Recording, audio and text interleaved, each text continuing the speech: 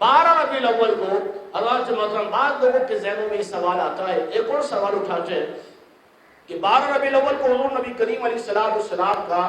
وصال مبارکہ ہوا ہے، 12 وفات النبی ہوئی ہے، تو میں ان سے کہنا چاہتا ہوں الذی خلق الموت والحیات، اللہ رب العالمین ارشاد فرماتا ہے اللہ رب العالمین نے خلق کیا کس کو؟ موت کو اور حیات کو۔ الذی خلق الموت والحیات، فرمایا رب العالمین نے موت اور زندگی کو تخلیق فرمایا، پیدا فرمایا۔ اللہ کے مطلب میں آپ سے پوچھنا چاہتا ہوں حضور موت سے پہلے،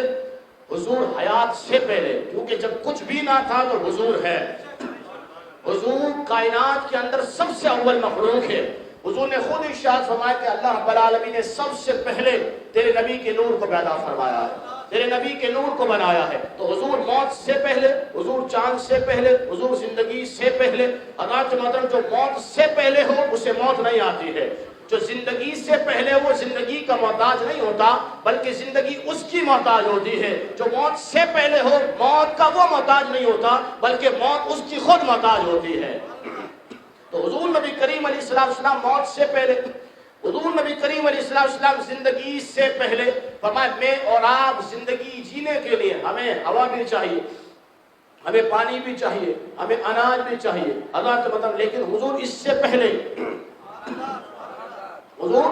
اس سے پہلے، اللہ کے مطلب جب حضور اس سے پہلے ہوئے تو زندگی کے لیے سانس کا ہونا لازم ہے۔ سانس نہ ہو تو اللہ کے محترم بندے کے اندر، جسم کے اندر جان نہیں رہتی ہے۔ آپ یہی کہتے ہیں یار سانس ختم ہو گئی، انسان کی موت واقع ہو گئی، لیکن حضور تو ہوا سے پہلے،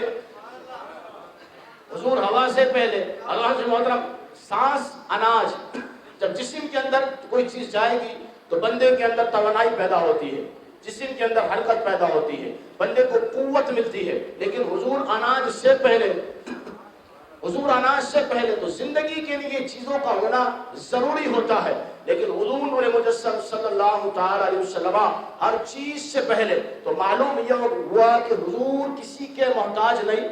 اللہ رب العالمین نے میرے نبی کو کسی چیز کا محتاج نہیں بنایا، ہر چیز میرے پیغمبر کی محتاج ہے،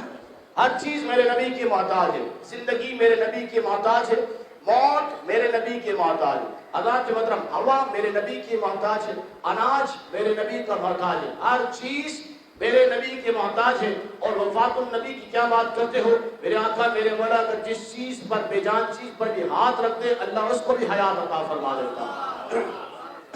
کیونکہ حضور حیات سے پہلے،